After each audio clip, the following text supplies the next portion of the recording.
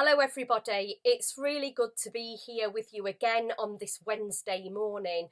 I can't believe where the days and the weeks are going, but we're all here and we're all hanging on.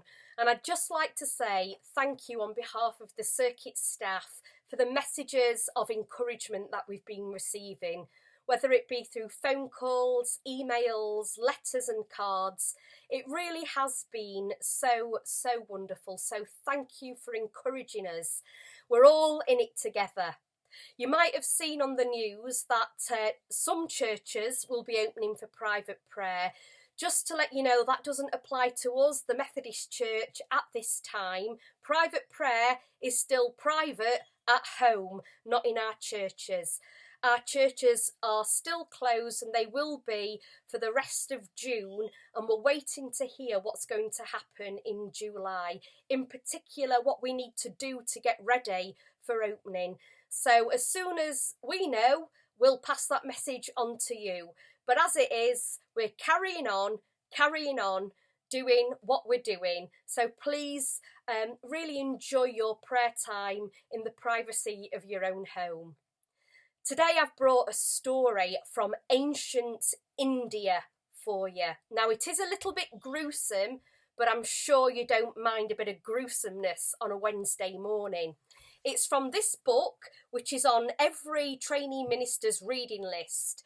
Henry Nouwen is a Dutch Catholic priest, and he writes The Wounded Healer. And it's about how you can use your own experiences of life for good. And positive, creative acts, not destructive acts. And this is a story relating to what he calls is the predicament of nuclear humanity. And it really resonated with me, did this story, so I hope you're going to enjoy it. Let me tell you an old tale of ancient India, which will help us to capture the situation of humanity. 4 royal sons were questioning what speciality they should master. They said to one another, "Let us search the earth and learn a special science. Let us go our separate ways and agree on a place to meet in the future where we can share what we've learnt." And so the 4 brothers started off, each in a different direction. Time went by, and the brothers met again at the appointed meeting place, and they asked one another what they'd learned. "I have mastered a science," said the first, "which makes it possible for me, if I have nothing but a piece of bone of some creature, to create straight away the flesh that goes with it." "I," said the second, "know how to grow that creature's skin and hair if there is flesh on the bones." The third said, "I'm able to create its limbs if I have the flesh, the skin and the hair." "And I," concluded the fourth, "know how to give life to that creature if its form is complete with limbs." Thereupon the 4 brothers went into the jungle to find a piece of bone, so that they could each celebrate and show off their specialities. As fate would have it, the bone they found was a lion's, but they didn't know they'd picked up a lion bone.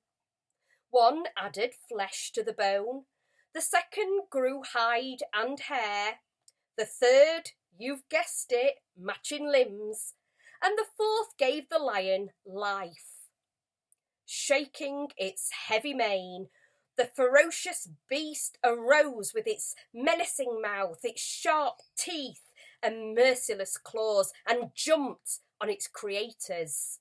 He killed them all and vanished contently, nice and full, into the jungle. And then Henry Nouwen says this: "Humanity is a humanity that realises his creative powers hold the potential for self-destruction. What we think is good can also be very bad.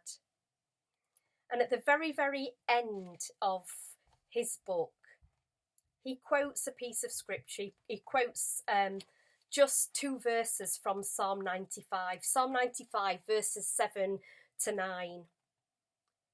Oh, that today you would listen to his voice.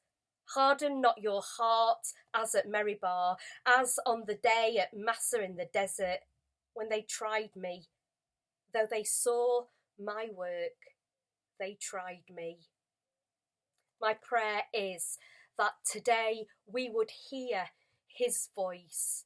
There's a lot of chaos, there's a lot of destruction, there are a lot of voices. We need to hear his voice in the world in which we live today.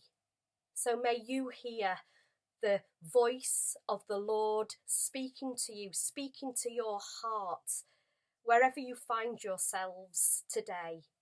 May you know how precious you are. And may we all be really careful as we live our lives. And may we be very, very aware that as humanity, we can very, very quickly choose the wrong path. So bless you all. Have a wonderful Wednesday, and know that each and every one of you are so precious and are loved and are missed. God bless, take care, and we'll speak soon.